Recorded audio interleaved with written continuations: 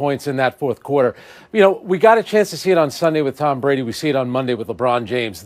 Two great players at an advanced stage. And it's not just their athletic ability. It's mentally how they just see the game. They just play at a different level. They understand score, time, game situation. They're so great. And LeBron last night, you watch him out there. He is like a man among boys. He's 36, and right at this moment, runaway MVP of the league. Runaway MVP. Okay. Joel Embiid was getting some clap this year, but no. Didn't play last Kevin Blackistone, what did you see from LeBron last night? Well, you can make LeBron the MVP any year. He's that good. But what I saw from him last night was a guy who has just added this other dimension to his game just from his work ethic. 41% from the three-point line now, highest of his career. You saw him stroking those threes. He's got a beautiful, absolutely beautiful shot. And Frank's absolutely right. He is a man among boys. I was watching some games yesterday, and just really it struck me how young the league is right now, with so many players who have come out after, 2 years of college, out there running around, and you see them playing with LeBron, and he's bigger, he's stronger, and he's clearly smarter. And he doesn't need any motivation. Everything you say is true, Kevin Blackistone. I'm laughing because you keep on getting older, and the league keeps on staying the same age. I mean, that's what's happening right here. Sarah Spain, what did you see from LeBron last night?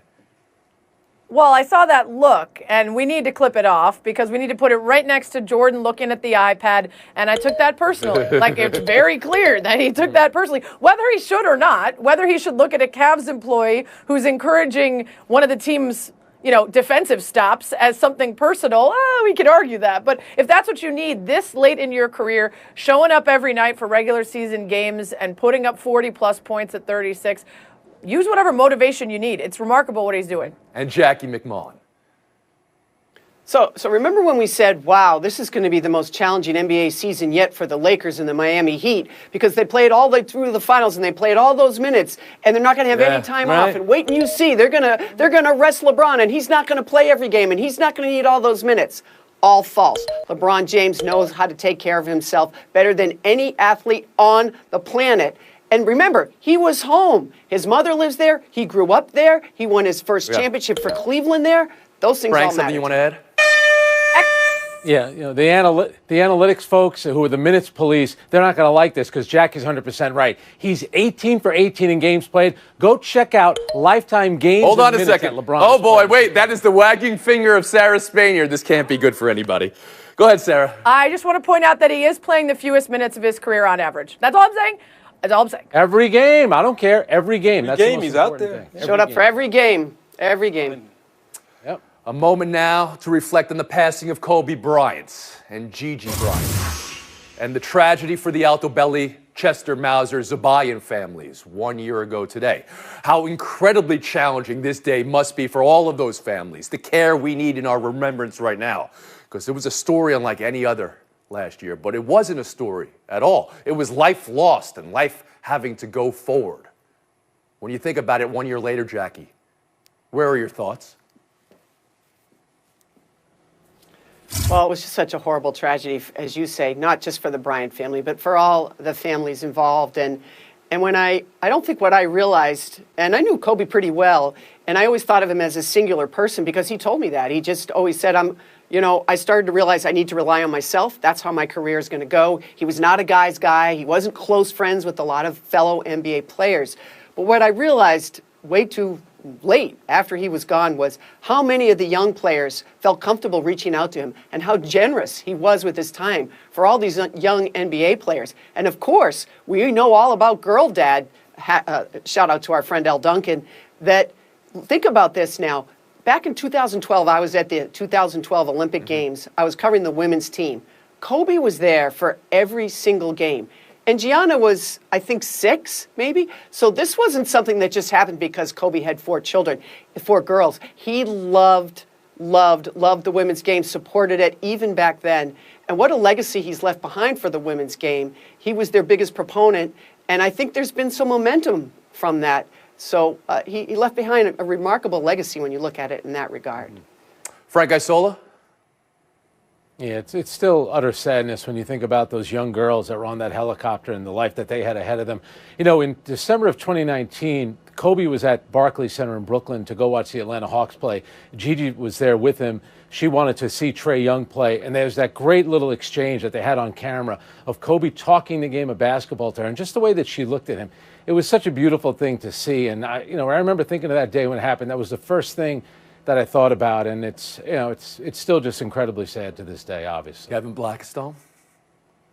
It's one of those days that you remember where you were. I had taken my daughter and one of her best friends to see a Maryland women's basketball game, and I didn't have my phone in my pocket, and I wasn't alerted to what may have happened until we were walking out the arena and someone pulled me aside.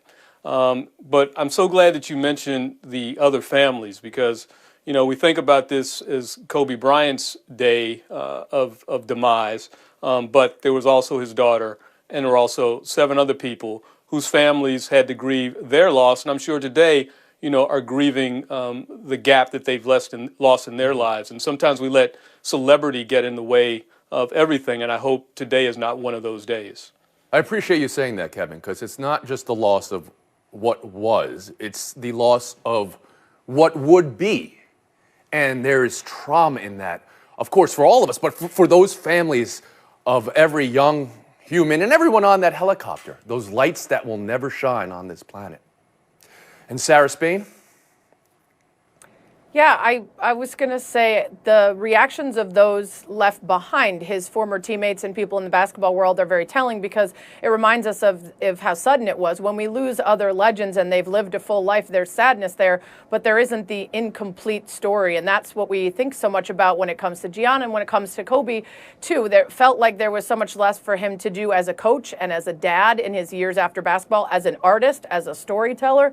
And even though some consider the incident in Colorado an inconvenient speed bump in the telling of his legacy, there was a finality to that story as well that perhaps could have been concluded in a different way by Kobe or by the woman. And I think that, there was an opportunity for him to grow as a human being every single day. It was something he said he wanted, and that was cut short in every aspect of his life.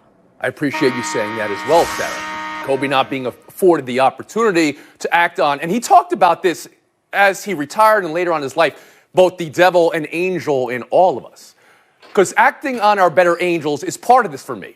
All of life, acting on your better angels is part of it for me. It's always about our mourning, our grief, to recognize that has to be part of our life, to learn how we can allow grief and mourning in our life, to give it voice, and then let our better angels carry it and carry ourselves, and sometimes carry it to other people. Kobe Bryant's life and death connected so many. We could all feel we lost part of ourselves, the player we grew up with.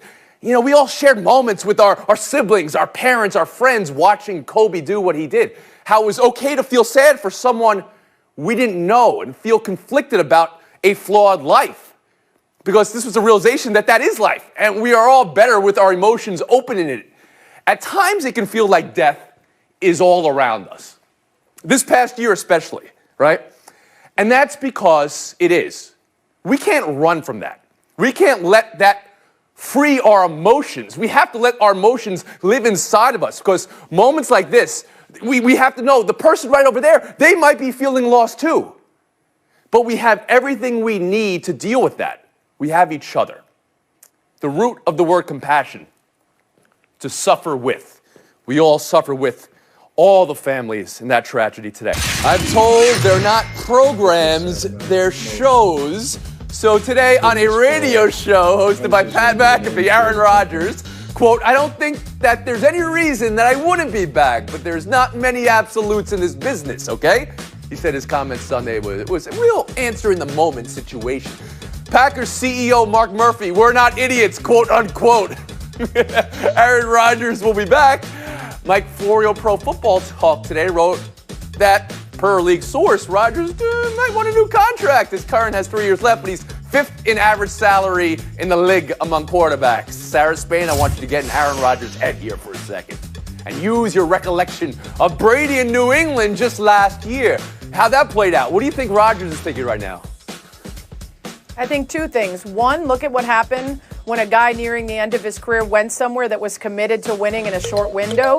They passed us by and they're in the Super Bowl. Is this team in Green Bay willing to invest in right now to give me a shot before I'm done, or do I need to go elsewhere for that? And 2, contract situation, I'm going to find out that answer real quick by asking about it now that I'm out of guaranteed money and they only owe me for a certain number of years. Blackstone.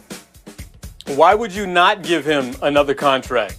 I mean, he's not the guy that fumbled coming out of the second half. He's not the guy who decided to not go for it on 4th down when the game was on the line. He's not the guy who called a ridiculous defense at the end of the first half and allowed a cornerback to get run by some guy we hadn't even heard of. Come on, Aaron Rodgers deserves Right, you've got better. heat on the Packers. I respect that, Kevin Blackstone. The idea that Rodgers could be thinking, you know what, I don't want to be here.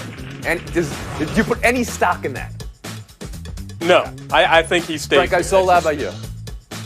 Yeah, I agree. He wants to be there. Kevin conveniently failed to mention Aaron Rodgers on 1st down, 2nd down, and 3rd down, his final 3 plays of the season, which were incomplete passes. And You've got heat on Rodgers. Maybe got to the 1st, 2nd, and 3rd yard line. In the moment of truth, Tom Brady led his team down the field, got a field goal, got 1st downs. In the moment of truth, Aaron Rodgers threw the ball into the ground. Yes, they should have gone for it on 4th down, but he did not play well in those final 3 plays. Okay, and Jackie Mack, how about you? I'm staying out of whatever's going down there below me, okay? All I'm going to tell you, I want no part of that. Aaron Rodgers is going to be the MVP this year. He had a great year. If I were him, I would get some more money, and I'd get it right away. And if you're the Green Bay Packers, you should pay him. But what I'm going to be watching very closely, Tony, is how many years are you going to get him, and how much of that money is guaranteed? Once we learn that, I think we'll have a much better idea of how the Green Bay Packers view Aaron Rodgers' future. The same thing happened with Tom Brady in New England. It was another year, single years. I don't think Aaron Rodgers is going to go for that, and I wouldn't either if I were him. Another quarterback story. Deshaun Watson, reported wish list, according to Armando Salguero of the Miami Herald. Number 1, the New York Jets. Number 2, the Miami Dolphins. Kevin Blackstone, how do you think Watson is considering this, and how much control do you think he actually has right now over where he'll go? Yeah, well, the control is one thing, but, you know, if you read the stories about his concerns as to how Houston handled diversity issues in their front office, and you realize the coaches who are in New York with the Jets and in Miami, then maybe he's trying to make a statement. He wants an opportunity to play for a diverse coaching staff. And you know what? In a league that is 70% black, and with the concerns we have right now about how many coaches of color are getting an opportunity to be head coaches, maybe more players ought to think about this to really put the league and the owners' nose to the grindstone when it comes to hiring. Frank Isola? Well, if I'm the Jets and they have the assets and they have the cap space, to me, you have to pursue a quarterback like Deshaun Watson. I believe that he can win a Super Bowl. But can he take just a little responsibility for 4-12? Just a little bit. You look at these great quarterbacks, Tom Brady, Russell Wilson. These guys were not 4-12 in their 4th year in the NFL. I'm not saying it's all his fault, but can he just take a little responsibility? You have never met a quarterback you can't blame. Can you just, for our benefit here, Frank, tell us who was the number 1 rated passer in the NFL this year? And who was the number 2 rated passer in the NFL this year? Can you give us those names? Who went 4-12? Aaron Rodgers, who you ripped last segment, and Deshaun Watson. Wins and losses aren't a quarterback stat. Jackie McMullen, how about you? Frank, R.I.P., my friend. I think what's the deal with Deshaun Watson to me is if he wants to go to the Jets, are you crazy? Frank's right about that. The Jets have got to go do it, and you got to get him. Here's the great thing, if that happens, if you're the Jets, then you don't have to use your top pick on a quarterback, and you can draft Devontae Smith or maybe Jalen Watt or some great receiver to help Deshaun Watson turn it around in New York. They have 9 picks, Tony, in the 2021 draft, and another 9. So you believe the Jets are an attractive destination? I guess that's what I'm getting at here, Sarah. Are the Jets and the Dolphins? You live next to me.